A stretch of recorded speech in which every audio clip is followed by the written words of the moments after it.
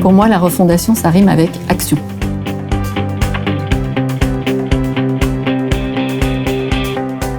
La population a une difficulté d'accès aux soins majeure et qui va s'aggraver puisque un quart de la population de médecins a plus de 65 ans et que la moitié a plus de 60 ans et donc on s'attend que dans les 5 prochaines années, voire les 10 prochaines années, ça soit pire encore qu'aujourd'hui. Moi, je travaille à l'hôpital et c'est vrai qu'on a du mal à avoir des équipes au complet à une époque où on revendique justement la valeur du travail en équipe. Comment on peut rectifier le tir quand on voit que la machine de santé, c'est un TGV en marche?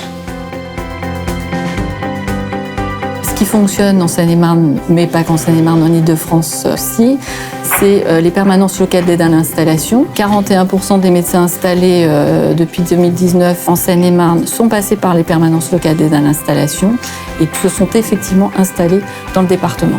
Parmi les différentes propositions qui ont été faites par les participants, évidemment l'accès au logement favorisé, privilégié pour les professionnels de santé, une sorte de guichet unique qui permettrait un accompagnement de l'installation, mais également au cours de la vie professionnelle.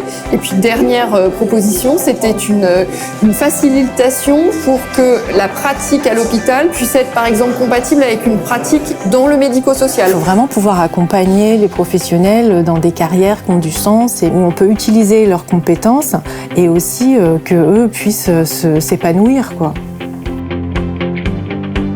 Un pays civilisé ne peut pas se targuer de l'être s'il ne peut pas assurer la santé, l'éducation et la sécurité de son peuple.